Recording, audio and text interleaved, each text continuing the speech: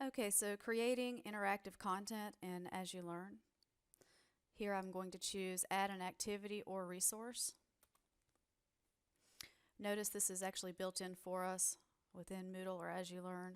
So I'm clicking on the h5p interactive content. Adding this. So here I've already typed in example as description.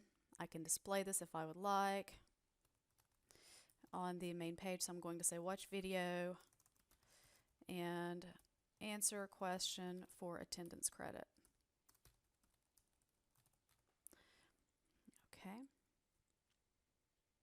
Interactive video. So before I actually show you this part, this is my favorite resource to make interactive. I'm still learning about some of these.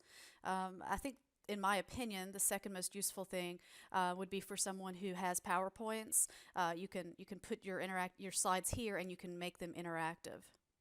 But there's other options here if you would like to explore things to add to your class. So interactive video, I'm clicking there. It takes a moment.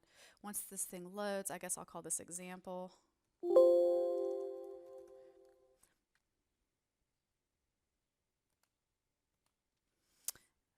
And then it says add a video. So here I'm going to click on the plus symbol. I can upload a video file already saved to my computer, or I can actually use any YouTube video that I would like. So here I'm going to some other YouTube videos I have. This is one I made somewhat recently.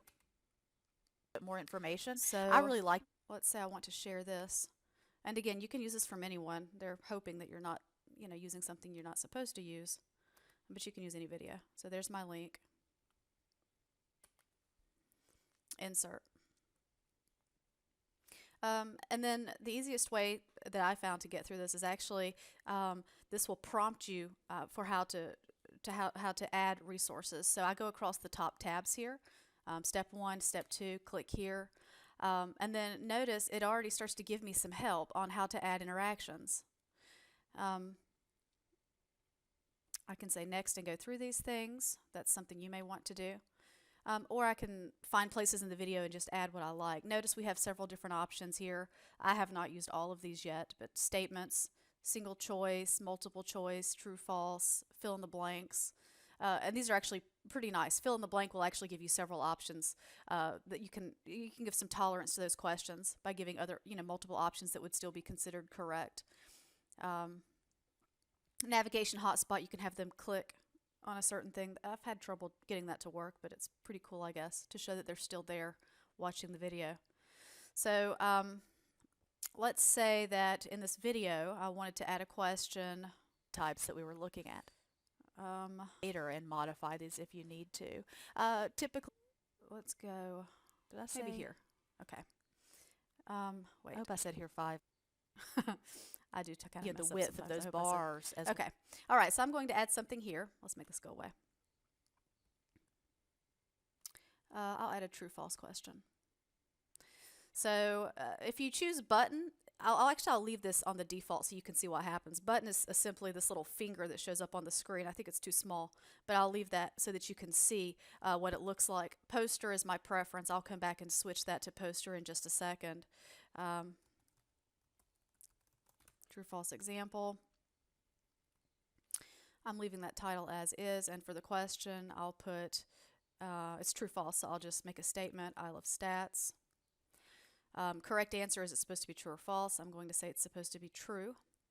Behavioral settings, I'm going to let students retry this. I'm going to let them see the solution if they're struggling.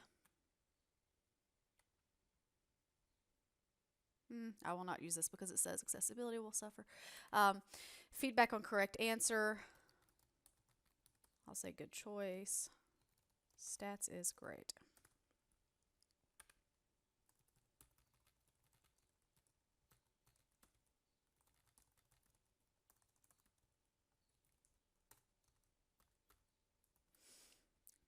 Okay, so here we have some feedback.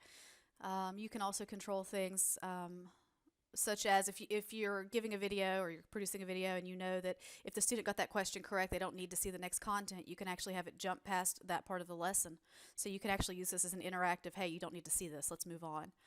I don't do that usually, and I do require that the students get any questions correct before proceeding. And you can add multiple things in the video. I'm just demonstrating one. I think you can kind of maybe figure out the rest there. We'll see. Okay, so I said done here. Notice that if you do not choose the big poster thing, some people may like this. True-false example will show up like this, and you have to click on, or the student would have to click on this icon here to make the question show up. I actually sort of prefer for this thing to be, let me say edit. I prefer for it to be the poster. I just like it to be right in this person's face who's watching it, so they can't miss it, possibly. At least that's what I believe when I'm telling myself this. Also, while I'm here, I'll go ahead and show you some other places that I've discovered I like. For example, under grade, you could choose for this video to be attendance. I'm going to make that an attendance grade. I'm going to say you need all the points. I'm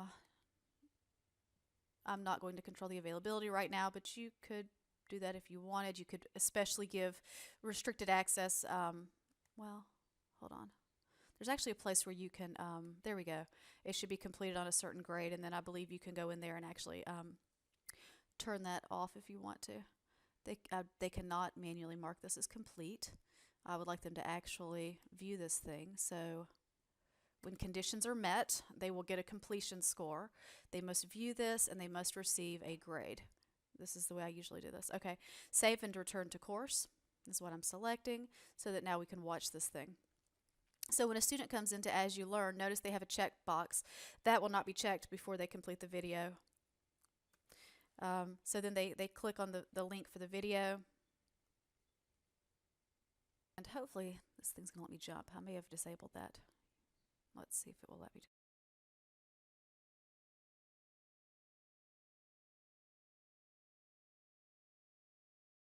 Okay. You can actually also, I didn't show you how, I don't believe.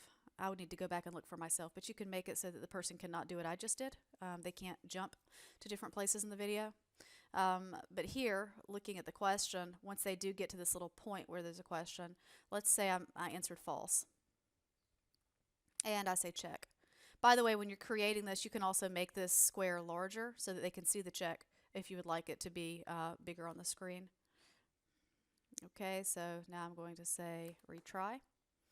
Going to answer true to that question and check. Now I can continue the video. We're looking at them. It can give you some different visual. Okay, so I think that's pretty nice. I don't do it for all my videos, but if you're keeping attendance scores, for example, it might be nice to put a question in there somewhere. I don't know, whatever you think.